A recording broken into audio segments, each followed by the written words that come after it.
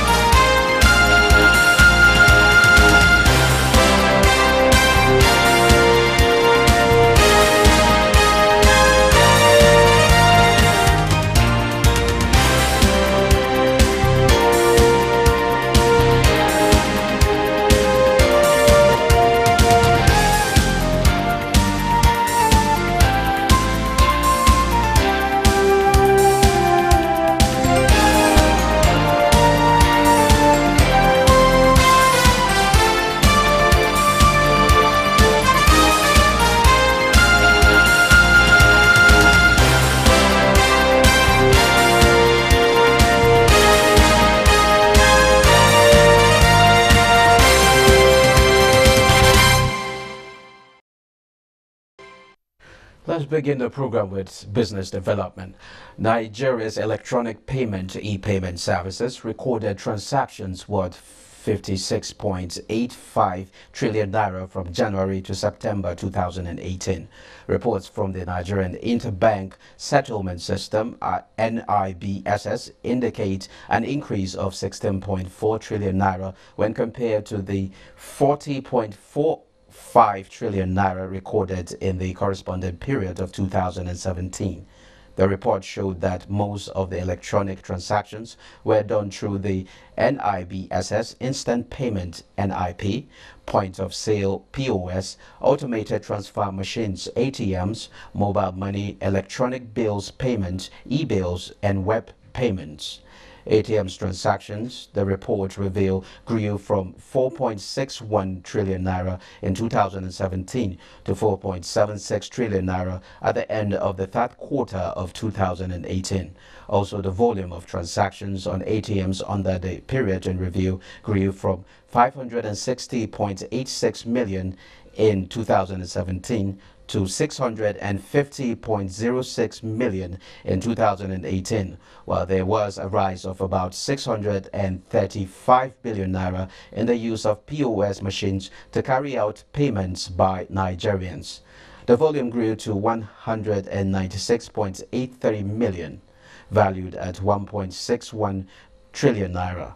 Similarly, the volume of transactions carried out by Nigerians using mobile money rose from 795.18 billion naira in 2017 to 1.22 trillion naira as at September 2018, using the web payment channel.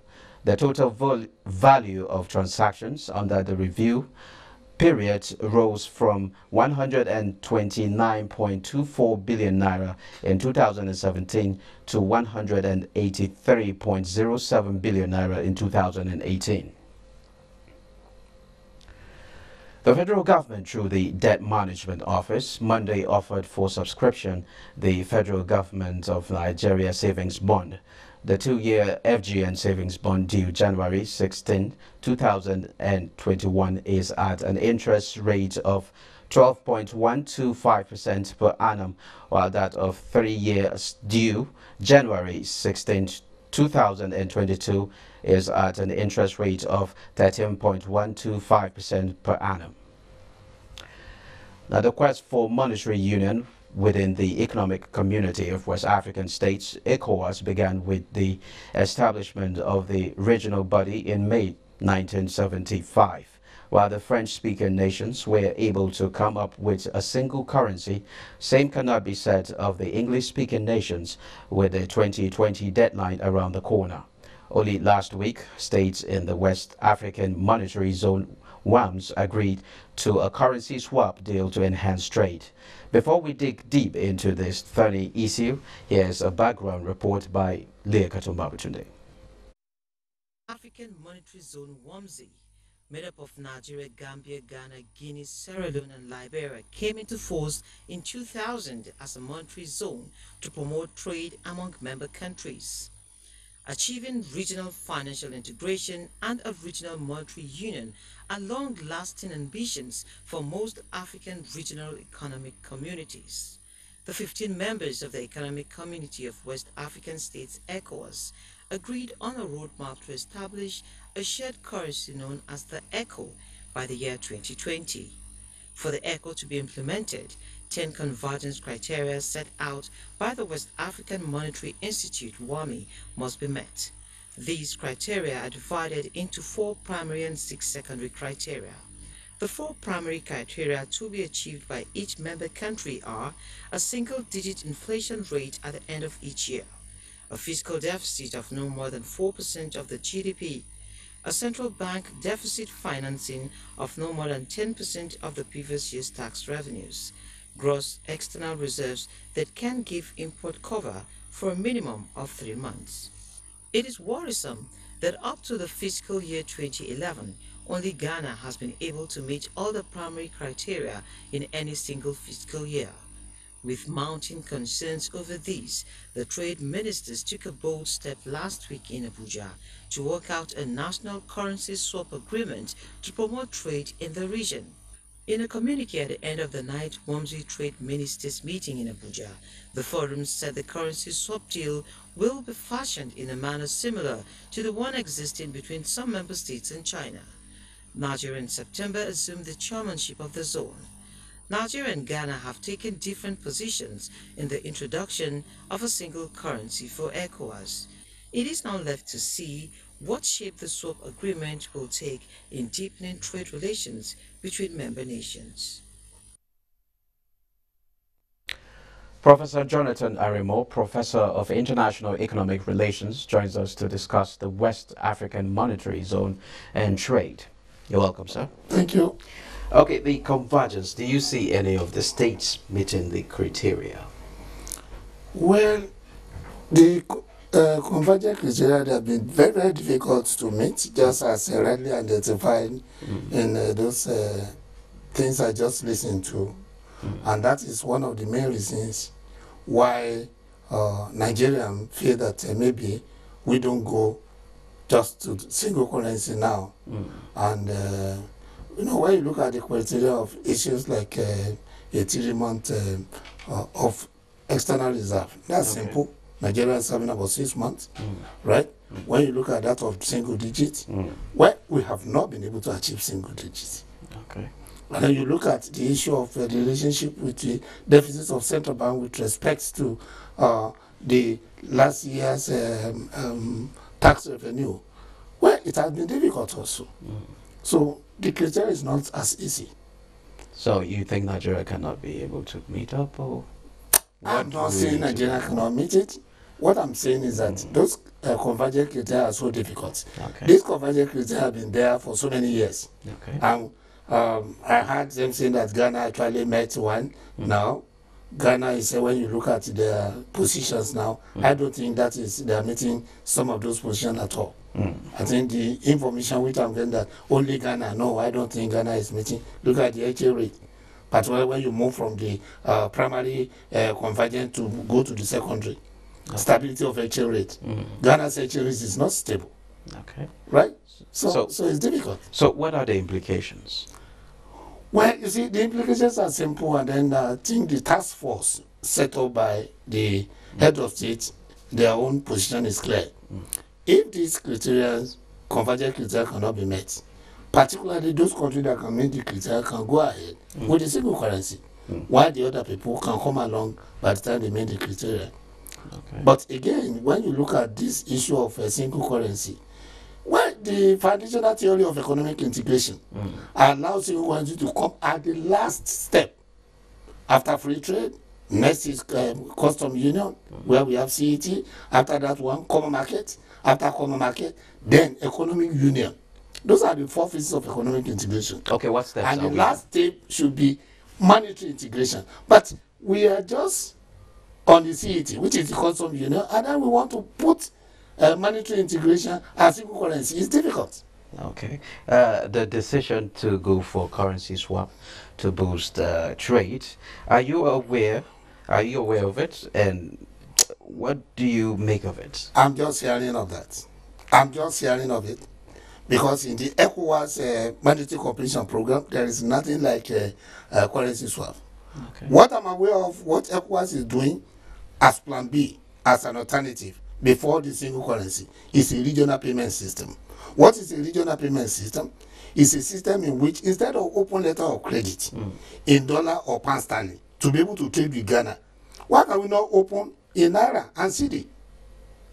And what do we do under that? My Naira account, I can use it to finance the trading import from Ghana.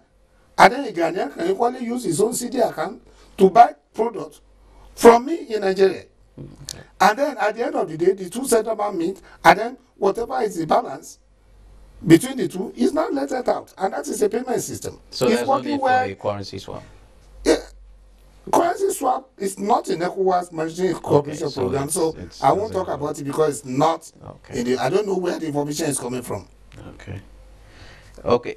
What stage are we now?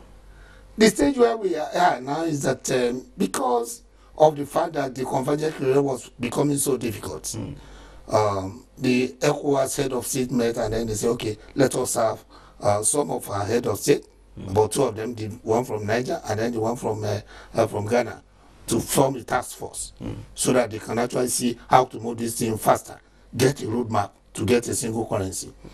That was in 2013. By 2015, they actually added the head of state of Nigeria and that of Cote d'Ivoire to be members of that roadmap. And that roadmap position has actually been tabled last year.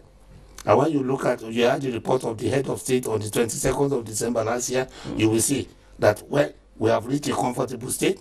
We are going to look at the roadmap and we have looked at it. We are going to go by it. We are still going to have a single currency. But what we now do is that let them set up committee to be able to get it done, including how the currency will look, and then let all those stakeholders that will be involved in it, let them be put in place. So they thank the 4 heads of state that are doing very heavy work. And again, they equally adopted the position of the task force that says that as much as possible, countries that may no longer be able to abide by the convergence can actually join at a later date. So that's the position now. That's what I can know.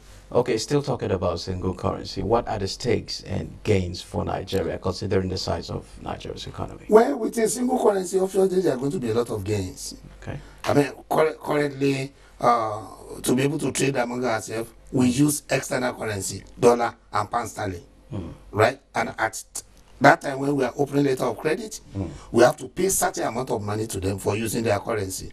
Obviously, we won't pay that. So it's going to lead to a lower level of cost in terms of tradables. Also, it is going to make trading to be fast. This time around, it is now one central bank with another central bank, and with a single currency. I mean, we are talking in the similar terms, and it's very easy. You move across the border, and then you just use the same currency we are using as what you are using over there. Simple. Okay. So it makes things simpler, and then it's going to lead to economies of scale in terms of investment, production activities, and all what we wanted for the region to achieve under our economic integration agenda. Okay, Nigeria is surrounded by French-speaking countries. Yeah. What is the relationship between the currencies presently? The relationship is clear, and that is what is worrisome. If you are going to Cote d'Ivoire, Benin Republic, and you want to trade there, you carry your naira, you have to go to Bureau de change it to dollar first, and then when you now get to Cotonou, right, you change it to CFA. So, by the time you are bringing the product, it's going to be expensive. The same thing if you are going to Nigerian Republic in the north. The same thing if you are going to Cameroon in the east. So, and that is the problem we are talking about. That contiguity without joining the economic proximity is totally wrong. And that is why the issue of a single currency will be better. But right now, I think we are not enjoying that because of these currency issues. But one thing is sure, and this is maybe you have not asked that question. Nigeria is a little bit slow via the single currency. Why? Because Nigeria wanted to know the value of CFA franc. Because Nigerians feel that the value of CFA franc is still more or less in charge of France. And that area has to be settled. Because an economy that is the dominant economy in a region carries the problem of balance of payment situation under a single currency. And Nigeria need to have that fair anyway. Because, take for instance, if there is a problem, like it was when I was in Cote d'Ivoire in 2010, there was war in Cote d'Ivoire. But the value of their currency remained the same, which means the economy health of the country is not reflected in the value of the currency. Whereas, look at what is happening in the northeast in Nigeria or in Niger Delta. When there's a problem, it affects the naira of the value. So that is what we are talking. The economic situation should affect a currency. If it's not affecting, then that currency is not being controlled domestically. And that is the fear of Nigerian government. 2020 is next year. Yeah. How far? Well, it's not far, but I think the ECOWAS head of state, they are trying what they can. I think we're coming out with a policy of saying that, well, let us do this thing gradually. Anybody who thinks they cannot do it now can come later. I think they still want that thing to come up. But again, if Nigeria, that is the dominant economic force within the region, is not there, then obviously it will not make much money. That is the issue. Considering we are in an election year, do you see us meeting the criteria, or do you see Nigeria I don't think that meeting will not be the priority of the government now. I don't think that will be, because that will not be the priority of the government now. And some of these criteria are calculated towards the end of the year. We are in another year now, and we are going to have election next month. So I don't think that will be the priority. I think the last statement from the chairman of ECOWAS meeting at the meeting of the head of state last year is instructive. That we have to look at this single currency quite well before we go into it. So there's no need to rush into it, because rushing out will be difficult. Because by the time you are rushing out, you are losing a lot of opportunities than rushing in. Thank you very much, Professor Jonathan Aremo. Thanks for your contribution. Thanks.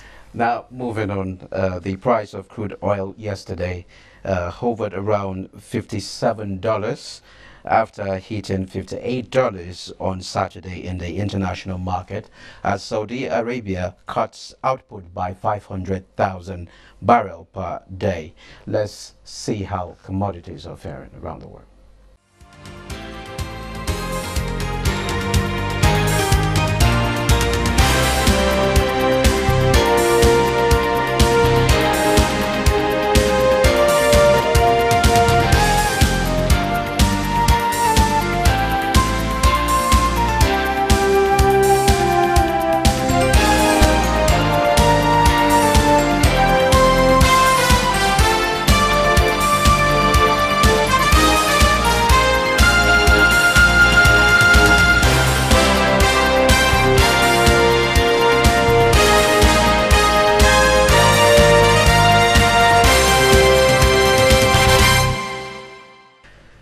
Nigerian Stock Exchange saw trading on Monday, 7th January 2019, the first trading day for the week, depreciating by 0.78% to close at 30,400.28 basis points, while market capitalization dropped to 10.153 trillion naira.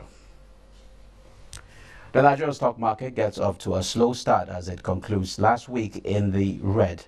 Let's join Muklang Dakok for a review of market performance in the week ended Friday, 4th January 2019.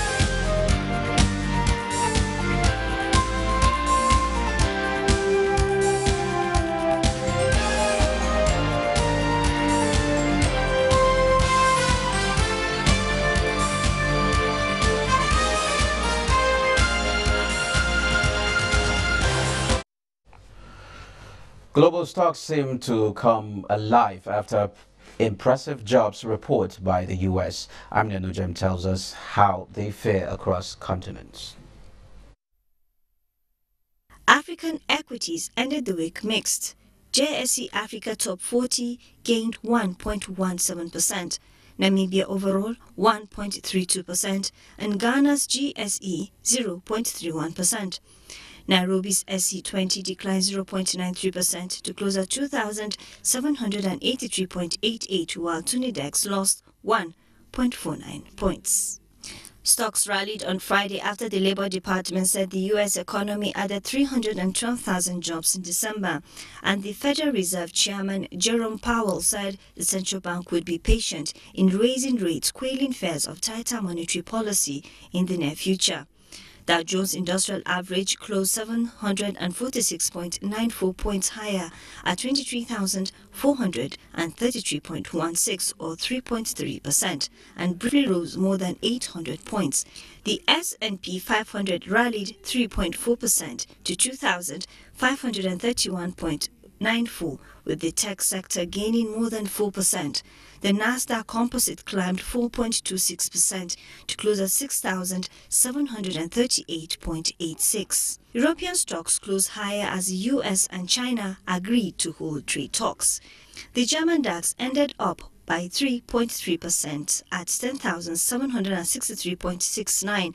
Britain's FTSE 100 ended Friday higher by 2.16%, and Frank's CAC 40 gained 2.72%. Asian markets were mostly higher on Friday as developments in the US and China trade front overcame fears of a slowdown in the global economy.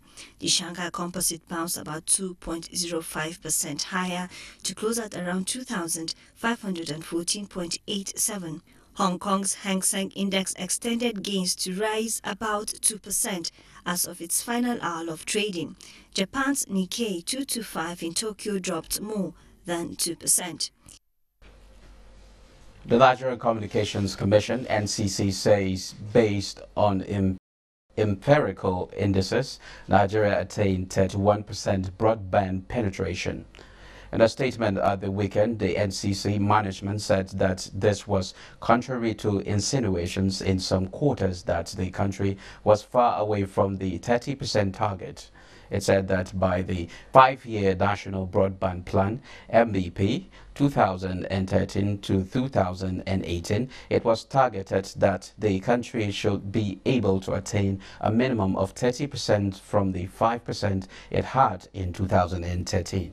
The NCC said that expectedly, based on the population of Nigeria put at 190 million and connected lines of 169 million, those who had access to broadband at a speed of 1.5 megawatts per second covering over 30% of the population. The regulatory body said that it used the UN's figure because of consistency, adding that it appeared to be the baseline used by the International Telecommunication Union, ITU, in earlier studies. On that note, let's see how the Naira is trading alongside other major currencies.